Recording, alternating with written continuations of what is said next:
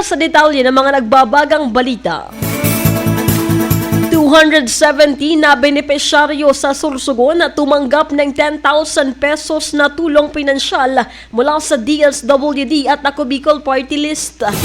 Ang buong detalye ng balita nasa linya si Megapo Patrol number 28, ang aming News Director, Jomar Hestre. Bicol Network News Report!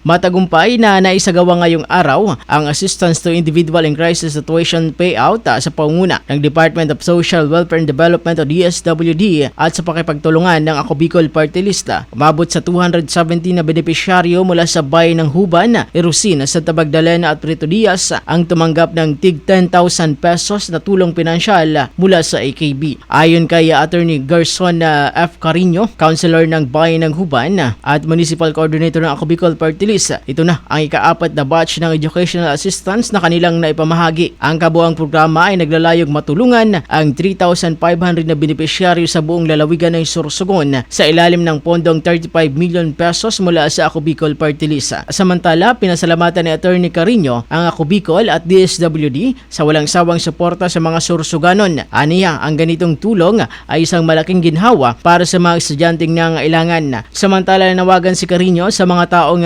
naglilista ng pangalan ng mga benepisyaryo na wag nang hingian ang mga estudyante ng bahagi ng kanilang natanggap na ayuda. Ang panawagang ito ay kasunod ng mga ulat ng irregularidad na nakakarating sa kanilang tanggapan. Hinimok niya ang publiko na agad ipagbigay alam sa DSWD staff at Ako Bicol Party List o mga otoridad ang anumang kahinahinalang gawain upang masiguro ang maayos at patas na pamamahagi ng tulong.